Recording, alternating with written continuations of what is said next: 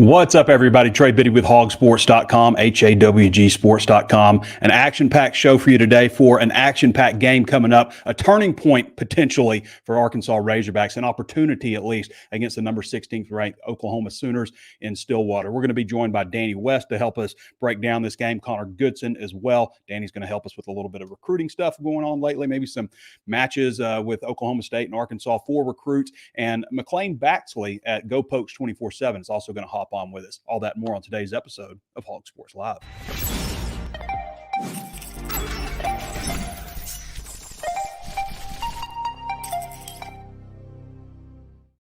Plenty of ways to watch and listen to the show. Thanks to everybody for giving us that thumbs up on Apple Podcasts. Throw us a like on YouTube, Facebook, all the other platforms that we're on. We're basically everywhere. X. If you haven't subscribed to the show on YouTube, or if you haven't followed the page on Facebook, take a moment to do that if you don't mind. Throw us a like, thumbs up, all those good things. Hog Sports is 30% off right now at HawgSports.com, so it's a good time to sign up with everything going on right now. Where do we begin today? It's a great question. Let's start at the beginning, as they say. Let's see. Bet Saracen has this as a 7.5-point game. Arkansas is plus 7.5, so they also have an interesting bet on here. Hogs to win outright versus Oklahoma State, Texas A&M, and LSU at plus 3,000. I mean, that's a lot of wins. I guess you'd have to have a lot of faith. You'd have to really be buying into what happened against UAPB. But we can kind of put a lot of the UAPB stuff behind us and know that this game is going to tell us a lot more, because what UAPB told us is like, hey, if Taylor Greens if he gets time to throw, he's going to probably make a good throw, especially, the way he played in the second quarter versus the first quarter. He can't really have a slow start in this one. You need to come out strong on the road. So it told us a few things like that, not procedure penalties, not a lot of selfish penalties, those types of things. But what we don't know is if Arkansas can run the ball when they have to and put the game away, if they can march down the field and score and win the game, if the defense can hold strong and stop them from winning the game in the end. Because those are the problems that Arkansas had last year. I mean, there's a lot of problems they had, but when it came down to the end of the game, like, winning was Arkansas's problem. Like, winning is what they have to get corrected, and winning is done in the closing moments of a game. And that's where Arkansas struggled. That's why they went 1-5 last year. Oklahoma State, conversely, won a lot of their close games, and that's one reason they won 10. So, man, guys, like, my heart wants to pick Arkansas to win this game, but my mind's telling me just like, let's wait and see. Let's wait and see what happens with this game, and then maybe we can make some better predictions down the road. It's hard to pick them to go on the road and beat a ranked team when they've kind of struggled doing that. And not that they haven't been competitive, because they have. It's just that they haven't closed it out. And that's what I'm anxious to see, if the Bobby Petrino factor plays a big role there, because we know that Petrino does things at the end of games that you don't expect sometimes and ends up flipping the script on some teams. We all remember the Cowboy go get it play. Some of the play that he ran against LSU with Joe Adams, things like that he does that the opponent just is not expecting them to do. That's what makes him a great play caller. It's not his plays. I mean, I have his book. It's got all his plays in it. It's when he calls them that makes the difference with that guy, and how he teaches it. Is Andrew Armstrong going to be back for this one? Sam Pittman's been a little bit cryptic. Andrew has also been a little bit cryptic, but kind of in the other way. He posted an image of him. It's like a blue guy with it's from Avatar, according to Connor Goodson, and it's basically like, it means somebody is, or this character is awakening from 100-year rest, or is being reborn after a 100-year rest, which would indicate that he's playing. I think he's playing. I think that he would have played week one. I think he would have played week one if they had played Oklahoma State. So apparently this guy's frozen in ice and is being reborn. If you feel like you're frozen in ice with your internet service, then you should check out Ozarks Go. Our friends over at Ozarks Go, the thing that I've said last week about these guys is it always works. They don't glitch out. They don't cut out. The speeds are fast. If you want to find out more about them, or if they're available in your area, you can reach out to them at 479-684-4900 or go to ozarksgo.net/hog and check them out there. Use the promo code BIDDY1, also BIDDY1, if you haven't been a subscriber there before, and you can get a month free. So local people, they know the area. Think north of the tunnel, expanding all over Northwest Arkansas, parts of Oklahoma as well. Check out our friends at ozarksgo.net/hog. Again, the best thing I can say about these folks is not only are they local, but the internet works. I mean, that's what the thing, like, you may have internet that works. There may be other companies. I've had 3 others that always have had issues. But that's the thing with me is, does it work? And yes, it does. Always works for me. At least that's my experience. I've never had any outages. So check them out, 479-684-4900.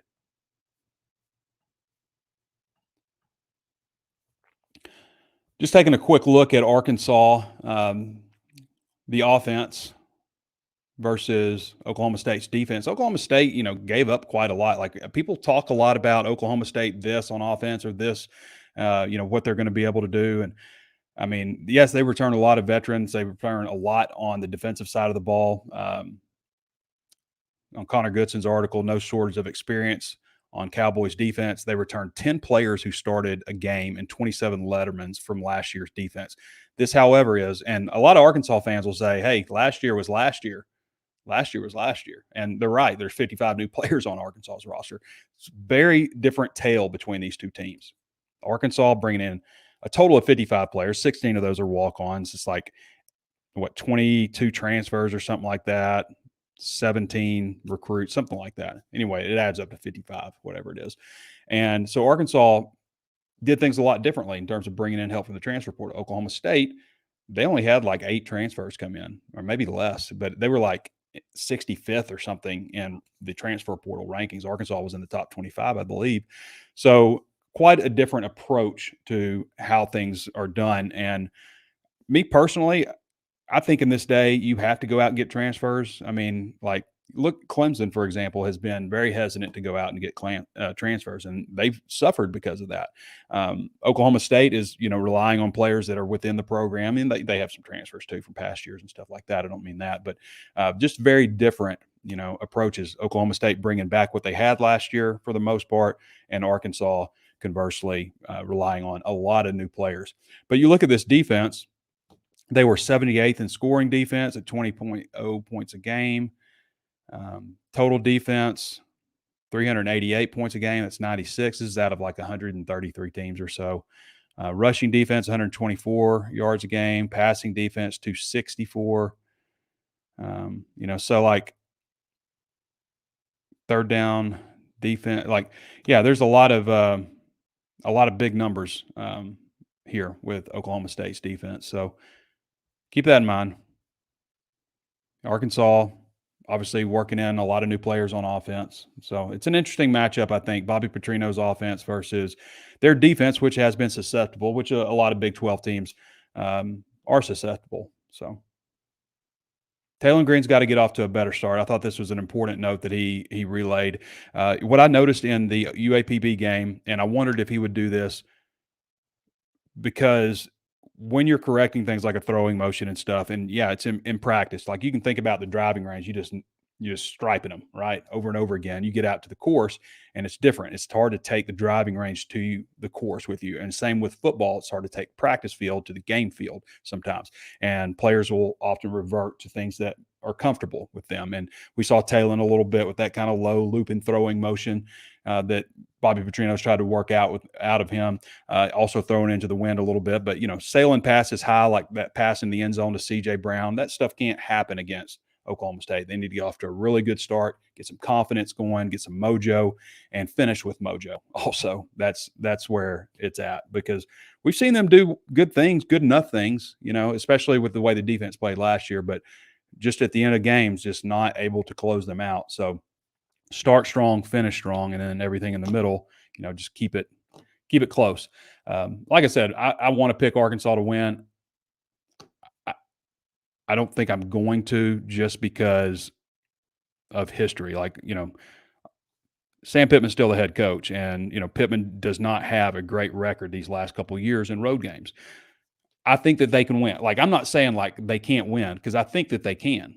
I think that they have a good chance at winning at Oklahoma State. I think that maybe Oklahoma State's going to be a little bit surprised when you look at Arkansas's defense. And I think that they'll be improved on defense overall versus last year. And I thought they made big jumps last year also. But I absolutely think that they have a chance. And one of the things that I'm looking at too is Jaquindon Jackson. You guys know how I talk about Jaquindon because, and I've said this before, but like in the spring, he caught a 15-yard touchdown catch pass. And I asked him, it's like, hey, you didn't have a lot of catches last year. That was a really nice grab. And he's like, yeah, people don't think I can catch. Like, kind of turned it around. And I asked him in the spring about injuries and how he played through an ankle injury all last year. Yeah, people think I'm injury prone. Like I'm just saying you're tough, man. And then in fall camp, somebody said, hey, you're kind of a power back. I think College Football Game has him listed as a power back. It's like, you're kind of a power back between the tackles and stuff. He's like, no, I'm not. I'm versatile. I can do a lot of different things. I guarantee you this guy is seeing all the stuff about Ollie Gordon. Ollie Gordon this, he's this and that. And I guarantee you in his head, he's like, I'm going to show him. I'm not saying he's the back that Ollie Gordon is. You're not the back Ollie Gordon is, Jaquindon. I hope you see this. I hope it fires you up. But he's a very good back, I think. But no, he's not the Doak Walker Award winner. But I guarantee you, he's looking at it. It's like, I'm going to show them who's the best back on the field. I guarantee you, he has that mentality. So that's something I'm kind of watching. McClain Baxley asked me 7 questions to preview the game. Let's see if I can go through them kind of real quick and give you a preview, but you can go to GoPokes 24/7. We'll have him on here in about 10 minutes or so. How much can you take away from Arkansas's opening performance against UAPB, a bottom dweller of the FCS? I kind of talked about that with you guys. I mean, there's a lot of positives in terms of penalties and, hey, if they have time, they're going to execute this offense very well. But as we know, the quote from Mike Tyson, everybody's got a plan until they get punched in the face. So how does Arkansas react when the timing gets messed up a little bit, when players are getting bumped off their routes, when a penalty happens or a sack, things like that? How do they bounce back from those situations when a little bit of adversity hits? Taylor Green sure impressed in his season debut last Thursday. Was that what you expect to see from him against Power 4 teams? I don't know if quite that level, but I mean, the throw that he made to Tyrus Washington, to me, was an unstoppable play. Like, nobody's defending that play. It was perfectly thrown, right in the right spot, where only Ty Washington could catch it in perfect stride. Like, throws like that are going to be difficult to stop. That 36-yard weaving touchdown run he had, he would have got stopped probably 10 yards against a quality secondary. Like, there's 2 guys right there. A couple of real athletes, SEC quality athletes, probably making a stop there, but it's still a 10-yard game. But we did see some of the athleticism and the ability of him, and I know people were looking at that and going, "Oh, that's why they're saying Matt Jones is a good comp for him." Now, again, he's not quite as big as Matt in terms of, broadness, but he's a little bit taller and maybe not. He's probably more of a 4.5 guy. Matt's more of a, it was a sub 4.4, obviously, but still pretty good mobility. Arkansas went 4-8 last season nationally. Sam Pittman is a coach that was on the preseason hot seat. Other than getting a win in Stillwater, what can he do that will prolong his tenureship? Nothing other than winning. Like, everybody, Paul Feinbaum said it best, that the sentence cannot be, the opening sentence when you're referring to Sam Pittman cannot be, I really like Sam Pittman, but that can't be the sentence anymore. It has to be, man, like, people not liking this guy because he keeps beating them. There's nothing that Sam can do because he's done all the other things that fans would want. Like, people are rooting for Sam Pittman. They want him to do well. They like Sam Pittman. They know he wants to retire in Arkansas one day. He's already got his place in Hot Springs.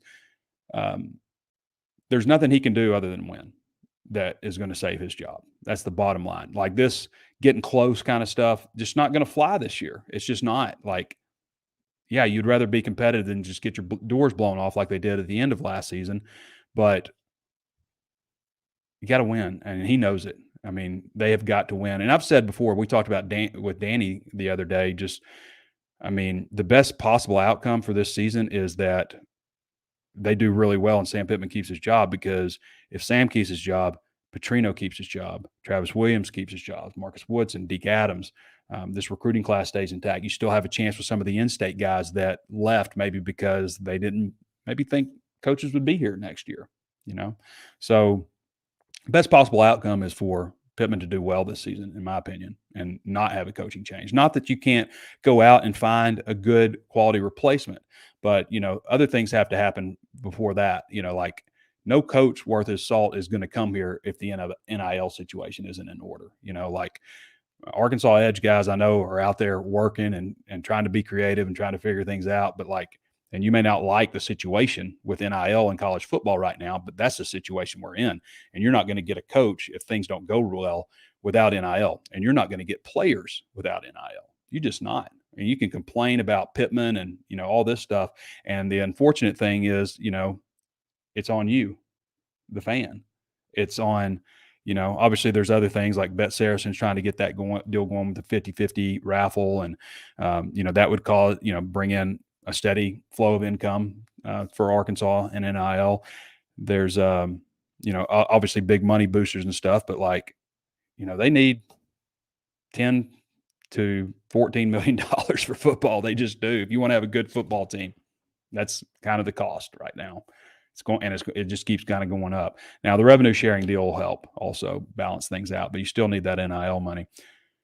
Some X factors Oklahoma State fans should know about on both sides of the ball. I mentioned Taylon Green, Jaquindon Jackson. Pittman talked a lot about Tyrone Broden, Isaiah Satania, Isaac TeSlaa as other options.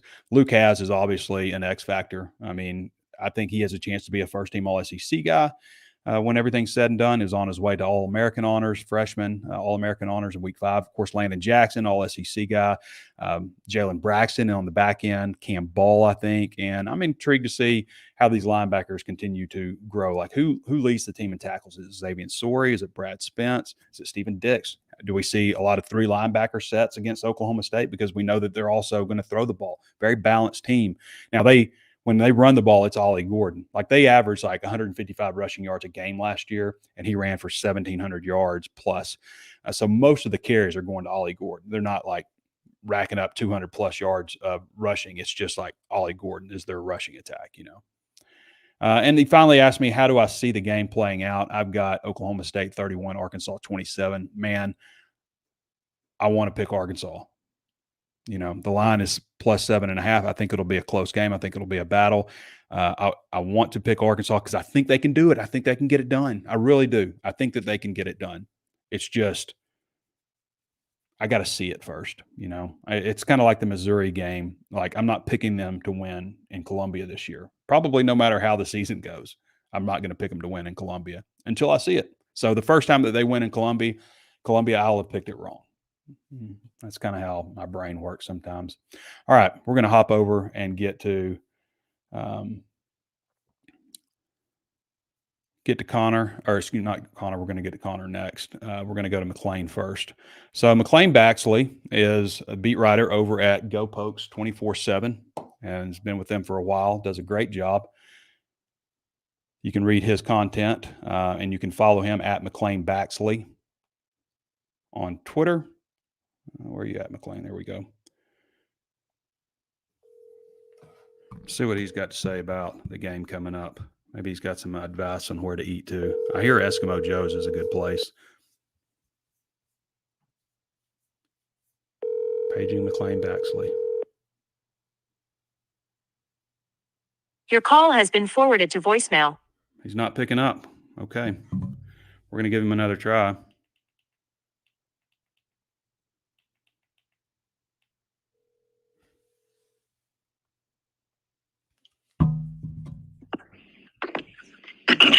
McClain, how's it going, man? Doing good. How are you? I'm doing great. It's good to get on with you yesterday on the 24/7 Sports Show, preview this game, and we're hoping you can help some of the Arkansas fans get a little bit better understanding of this matchup and Oklahoma State. But first, I wanted to ask you, if I got one meal in Stillwater, where does it need to be? A lot of people say Eskimo Joe's, but where do I need to go eat? Yes, I mean that's what Joe's kind of the brand of Oklahoma State. It's kind of like the Stillwater staple. It's pretty good. I get the cheese fries with blackened chicken and jalapenos on it, and it's a pretty good meal. But if you're trying to watch your waiter, get something different.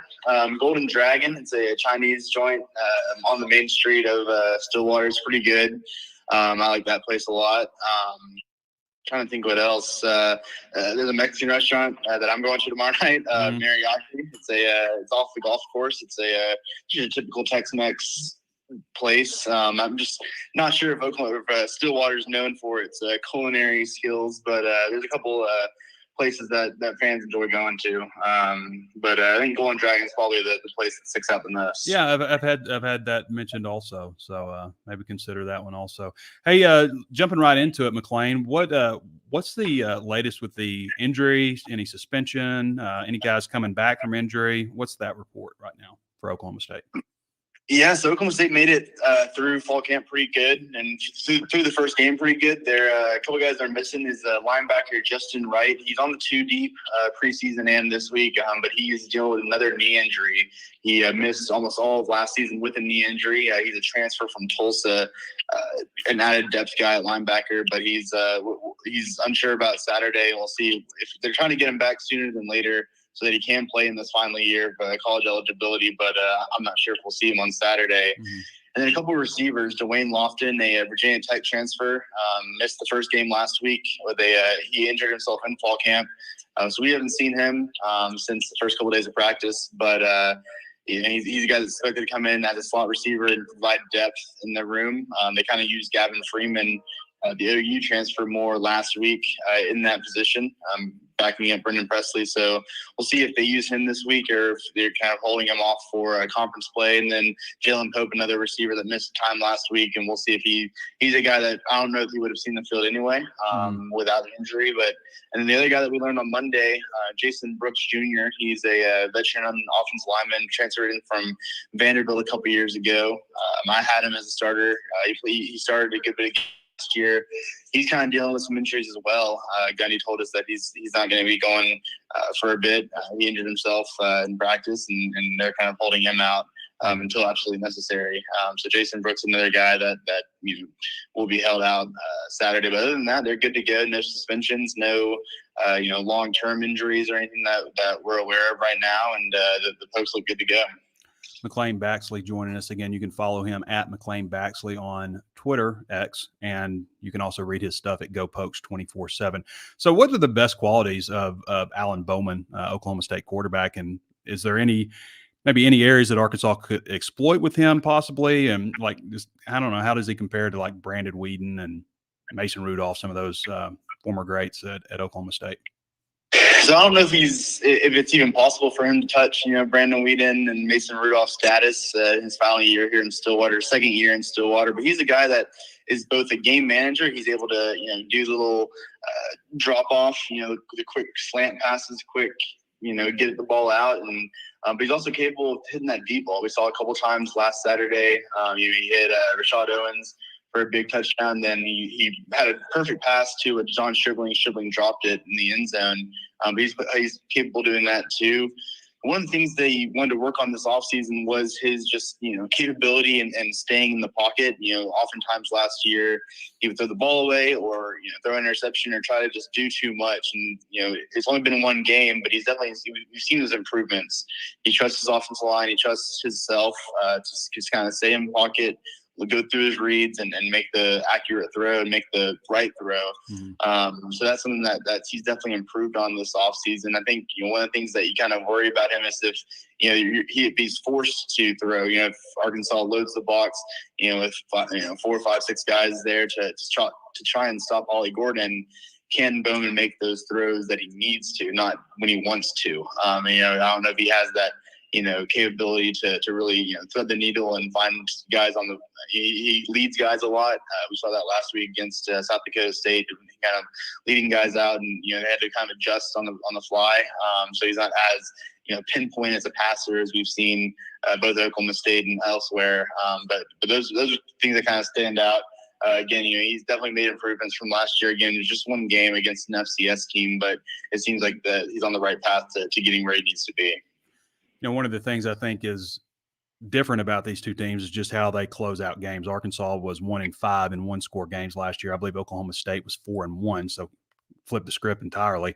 But with these high-octane offenses, usually you see teams that have a pretty decent number of penalties. They're just able to overcome those penalties. But Oklahoma State doesn't produce a high number. They don't have a high number of turnovers either. And Gundy's just had such good success the past 19 seasons at Oklahoma State. What is the secret? What is the recipe to his success? Why is he – I mean, everybody's trying to do this. Everybody's trying to have high-octane offenses. But, I mean, what does he have, like 8, 10-win seasons over the last 19 years? What is it about him that makes that? I think really, he talks about it. The players talk about it. Just getting guys that are tough, maybe have that chip on their shoulder. They're not out recruiting. They're never getting in the top 20 of recruits, and like same with the transfer portal. They're not getting huge big name transfers in the past couple years. But he's just kind of doing more of his less and getting guys that really want to buy into his system, buy into what Oklahoma State is trying to do, that kind of blue collar, that toughness, while still having enough talent to survive and be better than a 4 or 5 star that they're going against. So that's been kind of the case for now 2 decades, it feels like. I mean, this is his 20th year as head coach, and he's had a winning season all but 1 year so far. Whether that's a 7-win season or 10, 11, 12-win season, as he's produced a couple times.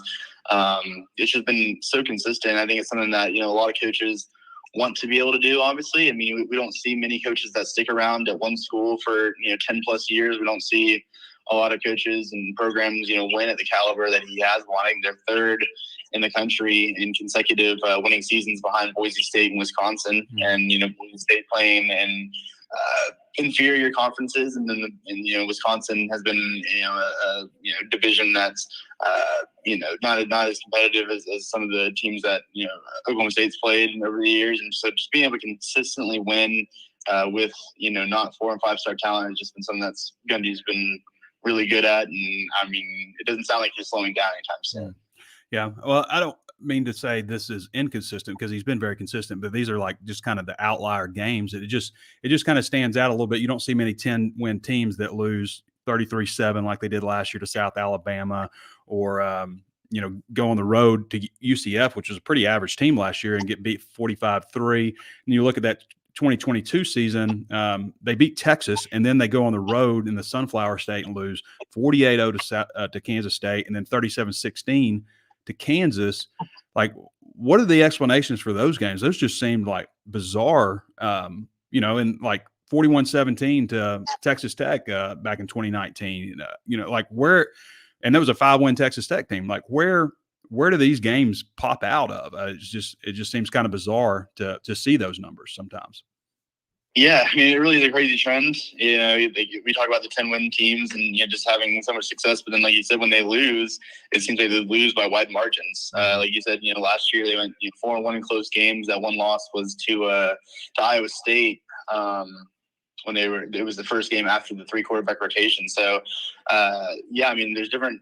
South Alabama, they were definitely overlooking them. It was the last game before conference play last year, and I think South Alabama really came in determined to win that game, and they got an early lead, and from that point, Oklahoma State was just out of it. And then same with UCF going down the road.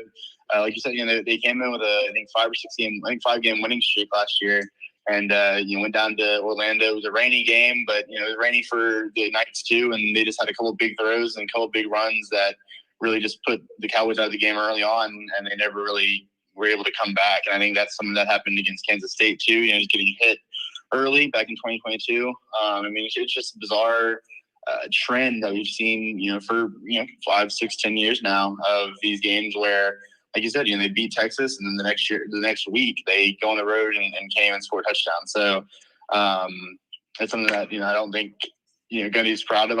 They found ways to overlook it, found ways to still have successful seasons and successful games despite that. But it's just like something to look for. When you look back at the Mike Gundy experience. We'll get you out with this one here, McClain. When you look at Arkansas, if you're Mike Gundy, what would concern you about what Arkansas has, and what areas do you feel like Arkansas might try to exploit against Oklahoma State? And then ultimately, how do you see this one playing out if you want to care to give your score prediction? Yeah, so I mean, my biggest question all season was Oklahoma State secondary. Pretty much for everybody except for Corey Black. Corey Black, one of the top cornerbacks in the league, and we saw, last year there were so many plays where they would, just get beat and go, and so whether it was a pass play or run play, would go for 20 plus yards. I think that the Kansas State game where that just happened so often, with Will Howard just finding guys or escaping out of the pocket. And that was the one thing that all off season we were talking, they said they improved. They said they watched film and, improved upon that. And then against South Dakota State Saturday, that hadn't been changed. And they, had 4 passes of 20 plus yards, including a wide open 60-yard touchdown in the second half. And so they just really exploited that. And I see a world where, Taylor Green and Bob Petrino draw some things up to try to hit some long balls and really test that secondary.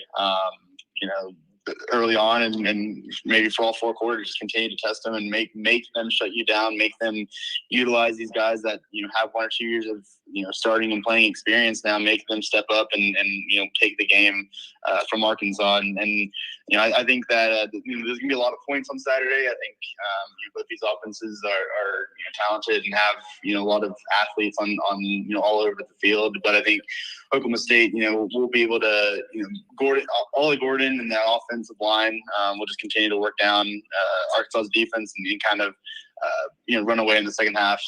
So I think Oklahoma State, goes 2-0 this season, or goes 2-0 to start the season, and exceeds what should be a very fun and exciting game. All right, McClain, man, I really appreciate you coming on to the show, and we'll see you in the press box. All right, man. All right, everybody. That's McClain Baxley. Again, go follow his information over at GoPokes 24/7. Does a great job. Part of the 24/7 Sports Network. All right, we're going to go to Connor Goodson. Connor will give us maybe a little bit of basketball insight too, but we're going to focus on football primarily. You don't follow Connor Goodson, what are you doing? Connor's been with us for a while now, does a great job covering all aspects of Razorback sports. Big emphasis on Razorback hoops. He had the Kansas-Arkansas exhibition deal like over a month ago. He was reporting on that, which just started leaking out to national media recently, but he's been all over that information. So he's a great follow if you haven't done so already. Take a moment to do so. Okay.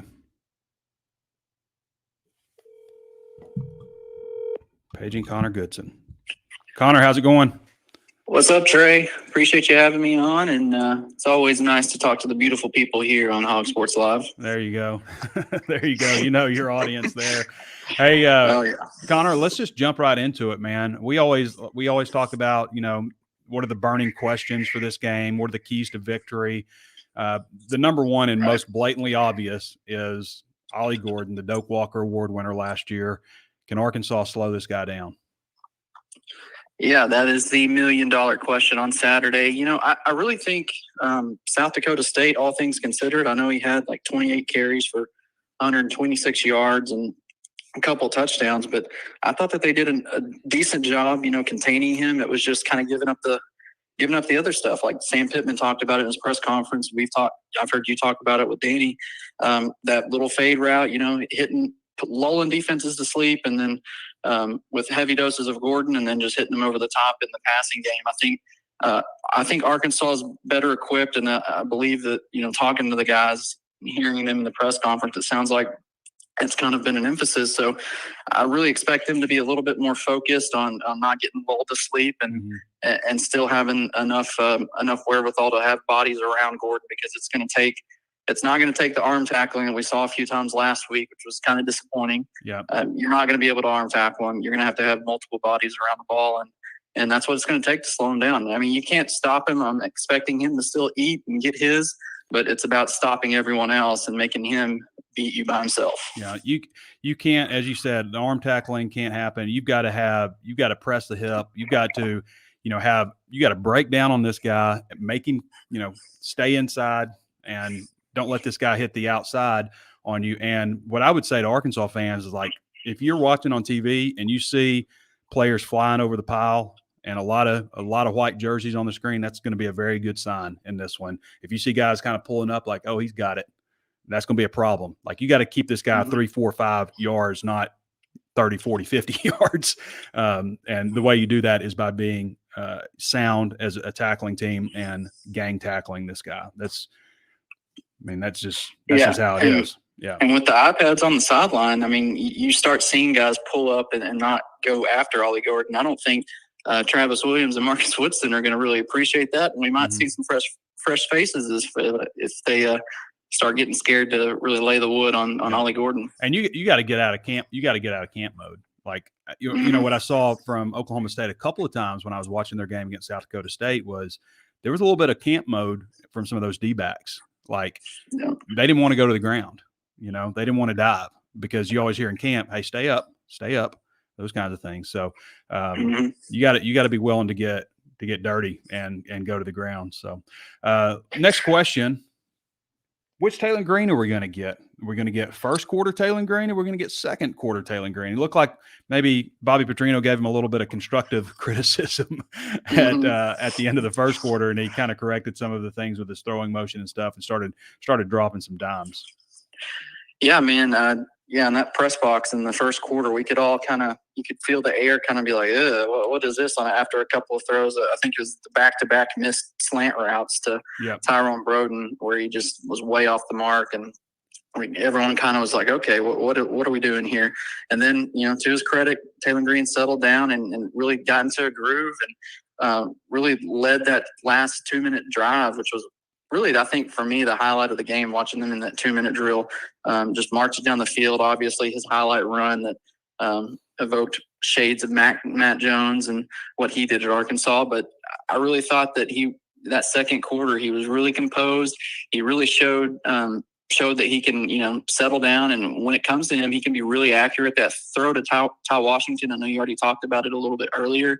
But, man, I mean, you took the words out of my mouth. Unstoppable is right. I mean, that was just a perfect throw that, I mean, the defender could do whatever they want. And, I mean, they're not stopping that. So if we can see shades of that consistently throughout the game, I think Arkansas is going to be fine. And, I mean, look, Oklahoma State, their Achilles heel has been giving up big plays. You've got Bobby Petrino, who's not afraid to take shots. If Taylen Green's accurate and in a rhythm, I mean, that's the perfect recipe for Arkansas to, you know, sneak out to a 2-3 touchdown lead on Oklahoma State before they really realize what's going on.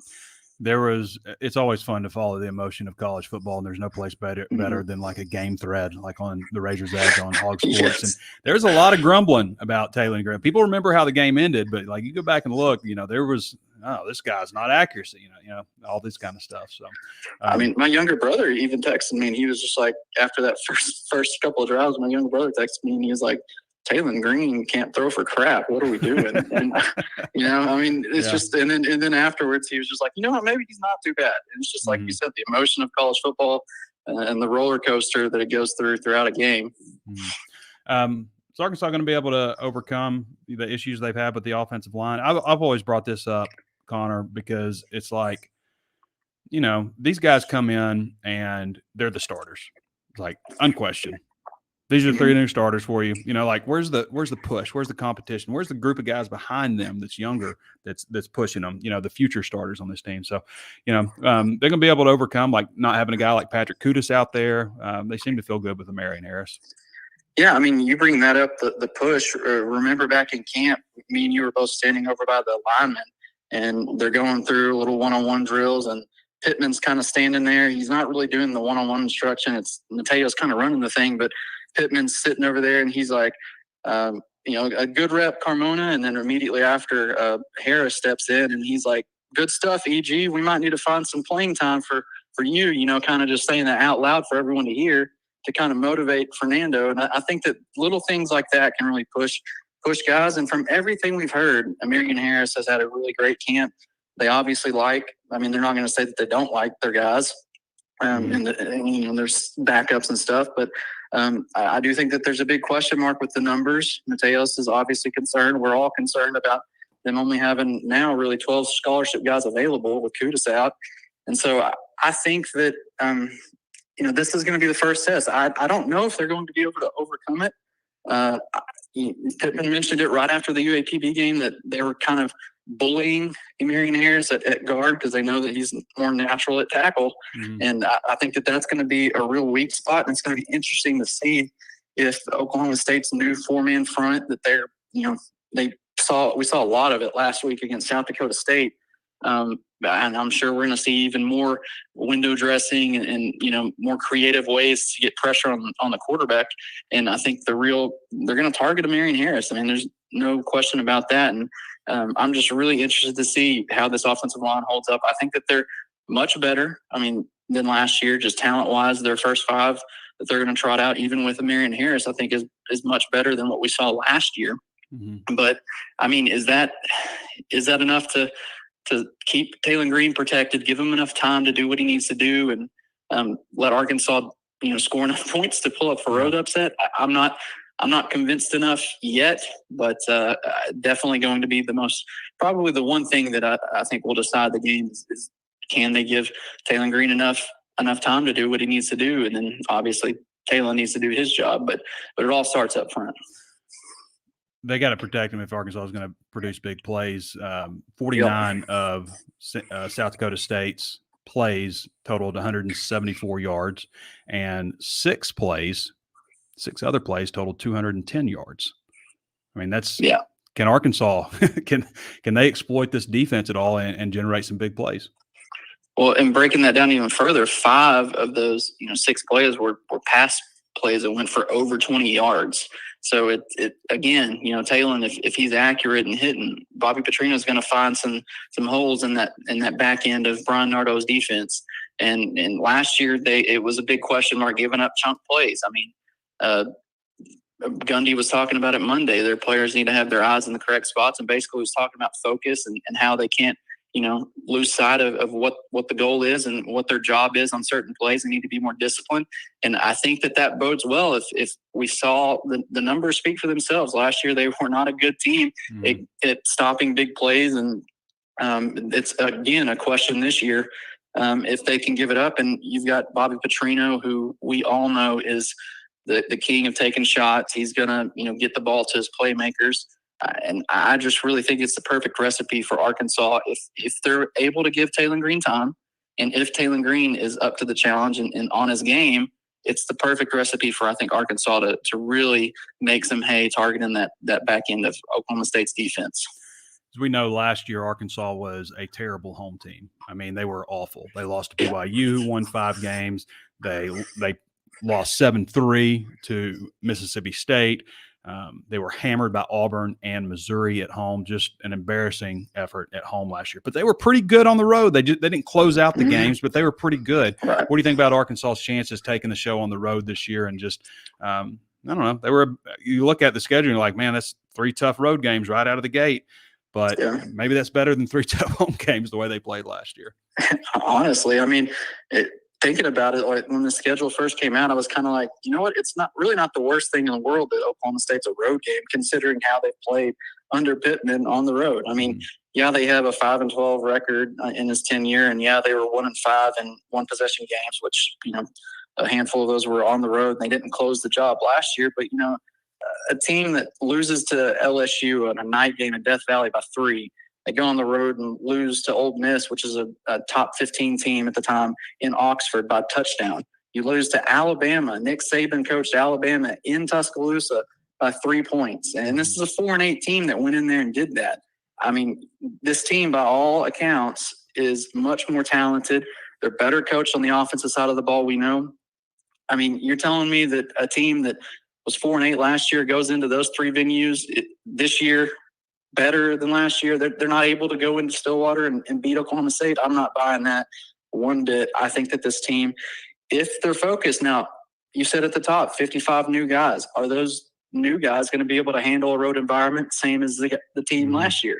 We don't know. It's the first big road test for a lot of these guys at venue that size. And I know Boone Pickett Stadium is going to be packed, even though it's 11 a.m. kickoff. I know it's going to be packed and people are going to be rowdy and looking forward to it. But given the history of how Arkansas has played, in Pittman's 5 years, they've only lost 3 games on the road that have been just completely blowouts where Arkansas was not in the game really from the start. And those were in 3 separate years too. So, I mean, yeah, I really like this game being on the road, considering the history. I mean, obviously it would be nice to have a Fayetteville game, considering how the first stretch of the schedule plays out. But, with history, it says Arkansas should be fine on the road. So I actually kind of like it. And hopefully that trend continues for this Pittman coach team. Score prediction. Whew, man, I've gone back and forth, and I'm kind of in the same boat as you. My heart wants to pick them, but I just can't. But you know that they can. Yeah, I know that they can. I believe that this team can go in and beat Oklahoma State. I just have to see it. I have to see it with my own 2 eyes. And I mean, it's kind of like with you in the Missouri game. I'm not going to pick them to win a big marquee game until I see that they can do it. We've thrown it out millions of times, 1-5 in 1 possession games. I don't expect this to be a 17-point multiple possession loss. I expect it to be a close game. Maybe it comes down to a Kyle Ramsey field goal, or who knows? I think it's going to be close, though. I don't see it being more than a possession. I just can't bring myself to say that this team is capable of winning until I see it. So I'm saying Arkansas loses by a field goal, 38-35 or 41-38, something like that. That's going to be my final prediction. Arkansas with the L until I see it, but they're very capable. I believe this team is very capable of going into Stillwater and winning. Okay, real quick, because we're going over, but we got you on, so we got to ask basketball. Okay. Anything notable that we need to know about with Razorback hoops? Yeah, so this coming up week, we got 2 big ones on campus. 2 big guys in the 2025 class. Koa Pete, forward, 5-star from Perry Gilbert, Arizona. 6'8" forward, like I said, and then Malik Thomas is also going to be in town for his visit. They're hosting 2 of those guys in the 2025 class. I'll have a bunch of visit primers getting ready for those next week with everything you need to know. So just be on the lookout for that. And that's who Arkansas has on the docket. Obviously, you kind of led in with this, but Arkansas-Kansas preseason exhibition, that's going to be a fun one to get down there. I'm hearing October 24th might be the date. It's looking like it's going to be the date for that. It's a Thursday night. So I'm kind of looking for another marquee opponent in Bud Walton before the season starts. That'd be awesome. All right, Connor. Appreciate you, man. I appreciate you having me on. All right, everybody. Connor Goodson. Follow him at Connor Goodson. Follow him. Follow this dude. He's a great follow on Twitter. Breaks all kinds of basketball news. Like if you're a Razorback basketball guy, what are you doing not following Connor Goodson? And read his content at HawgSports.com. Sign up, and you can get a 30% discount right now at HawgSports. So,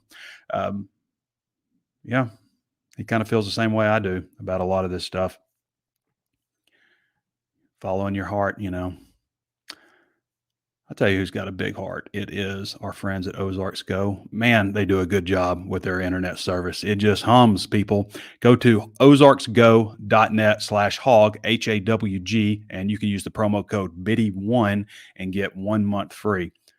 You can also reach them at 479-684-4900. And when you do that, you're going to reach a local person, a local individual who knows the area, who's probably from around here, who knows when you say, hey, I'm a little north of the tunnel. Is it available here? They know what tunnel you're talking about. So go check them out at ozarksgo.net/hawg.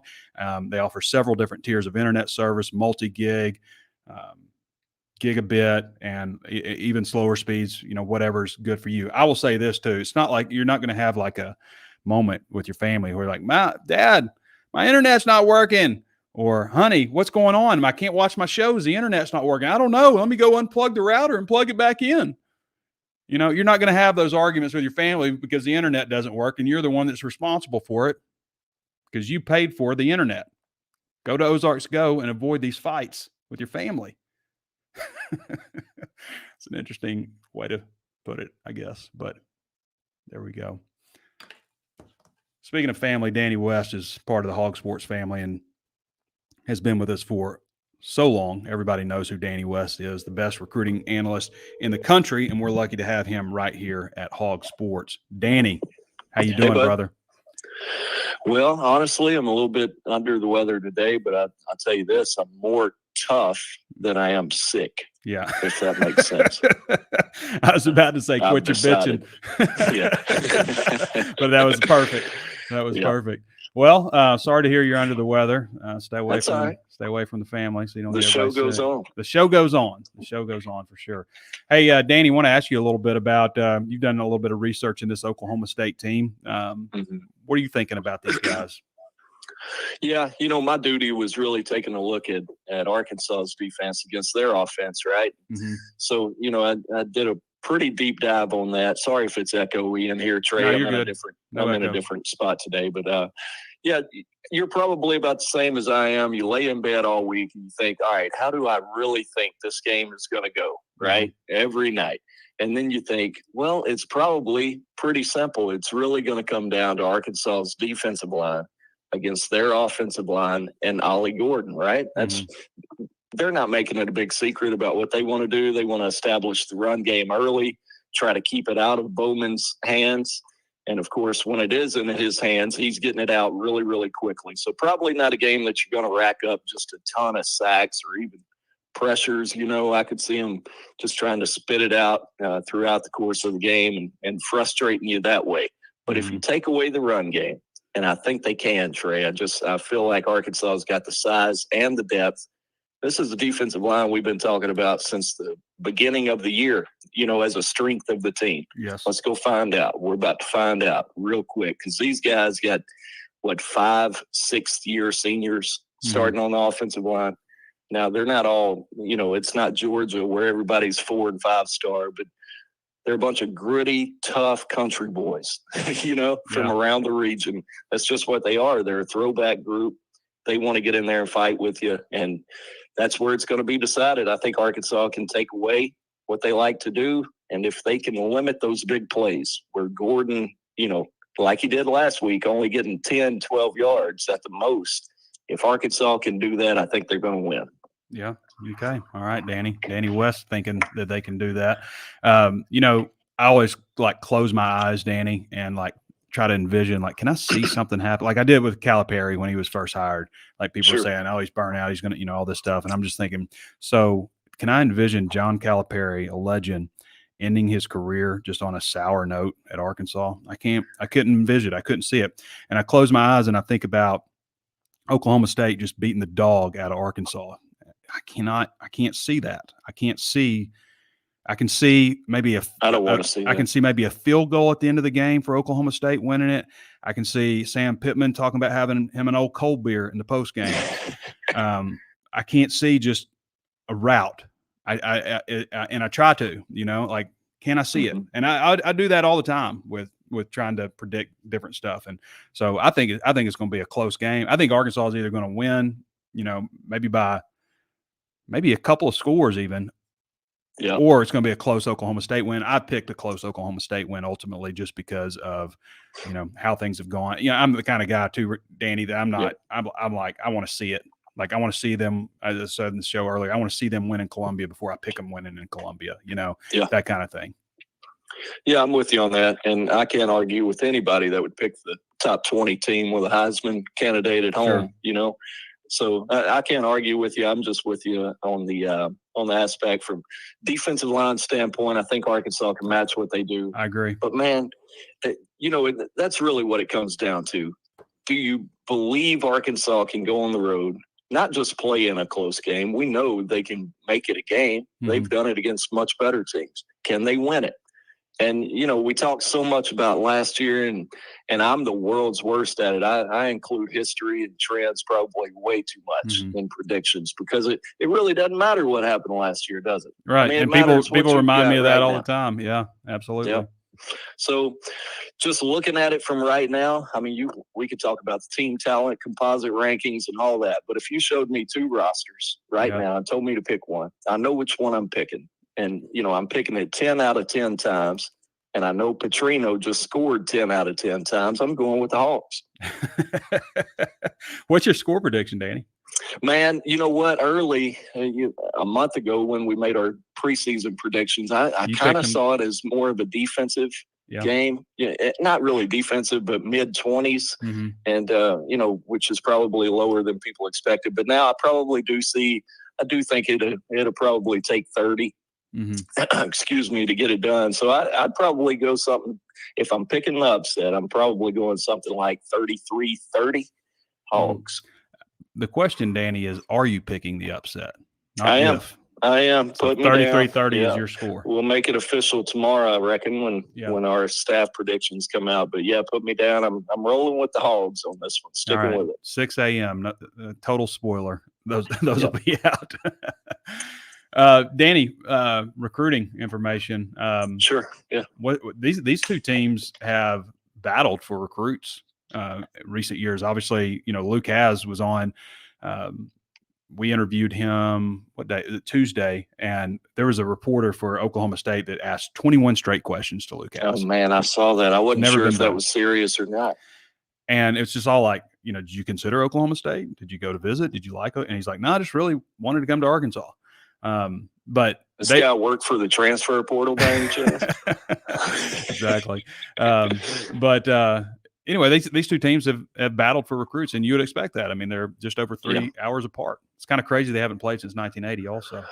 That's crazy. And what's crazier to me, we talk about stats and stuff like that. Really weird stuff that they haven't played since 1980. But you think about OU and Arkansas. They ain't played a regular season game since 1926. They're about, 3.5 hours apart. But anyway, that's another topic. But, yeah, just going through the recruiting battles really early this morning. Put some meat on the smoker, Trey. We got Chiefs kicking it off today. I heard you got a pork butt on there.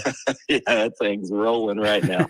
But, just looking at the rosters late last night, what stood out to me, 2 of Oklahoma State's current top 5 highest rated players on the roster are former Hogs, with Colin Clay and A.J. Green, both in the top 5 for them. Pretty shocking to see kind of where they finish in recruiting rankings, high school recruiting rankings the last 2 years, 55 and 56th nationally. I mean, when you think about how much winning they do and how consistent they've been over there, and it really doesn't add up always, does it? So right now, team talent composite, they're behind teams like Kansas, Syracuse, Vandy, Cal Berkeley. So it's just kind of shocking to me from a big picture view to look at Oklahoma State. And it's really a credit to, I guess, Gundy and what they've been able to do, because they're not just raking in the talent over there. Arkansas's on paper anyway, and much more impressive to look at. I know for a fact too, Danny, just from people behind the scenes, that Arkansas and Oklahoma State, people talk about NIL issues with Arkansas and stuff. They don't have this or that. It's not even close what Arkansas spends on NIL versus what Oklahoma State does. And I know that for a fact. We talked about it on Monday, and sorry to keep you on here. I'm sure you're running along today, but you're good. You start to project 5-10 years from now. What does that look like in Oklahoma? You've got, and not just Arkansas, but obviously Oklahoma now waving the SEC banner. You're going to have to deal with Missouri, A&M, Texas, LSU still going to come into Oklahoma. Where does that put the Cowboys 10 years from now? What's the Big 12 look like? Yeah. Super confident that's the conference that's going to, withstand the test of time, those teams. Maybe it is, but maybe some of those local talents stay closer to Houston and UCF too. You never know. Yeah. Yeah. Anything else with recruiting, Danny? Obviously they're not a whole lot, buddy. It's been pretty slow.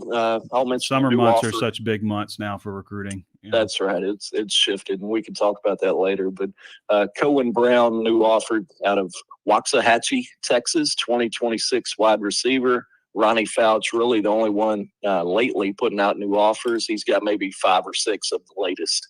Really slow going right now in recruiting, but hey, we'll get to talk about maybe a few visitors next week for the UAB home game in Fayetteville. All right, Danny, we got to get that studio put together too. I know I'm the tech support guy. I'm sitting here looking at all the. You got all the equipment's there. We just got to get it put together. I got the looks. You just be the brains of the operation. All right, brother. All right, Danny. Man. Appreciate you. All right, everybody. Danny West. Follow him at Danny West 24/7. I think there's probably over 50,000 people on X that follow Danny. So if you're not one of them, what are you doing? All right. What have we done here? We've talked to McClain Baxley. We've talked to Connor Goodson. We've talked to Danny West. We've broken down just about everything. We've gone over an hour. I see 432 comments and 1,500 people online right now. Thank you so much for the activity. I mean, I feel like I don't even have to say it anymore. Like and subscribe to the show if you're enjoying it, because you guys just answer the call. So I really appreciate everybody hopping on with the show. The next time I see you guys will be the Walk and Talk. I'll be at Stillwater. I'll be at Boone Pickens Stadium. Hopefully it'll be one of the jolly ones and not one of the ones where I'm pissed off. We'll see. We'll know on Saturday around what, 3:34, 3. That'd be a 4-hour game. It's at 11 o'clock. 11 o'clock, ABC. The only thing that kind of stinks about that time slot, I guess, is Texas and Michigan is at the same time. So that will draw some eyeballs away. But there'll be plenty of people watching on ABC at 11 o'clock. All right, everybody. Thanks to all of you for hopping on. Thanks to Danny West, Connor Goodson, McClain Baxley for all of their insight on this game coming up. That's it. We'll see you for the Walk and Talk afterwards. This has been Trey Biddy with HawgSports.com, and we'll catch you next time.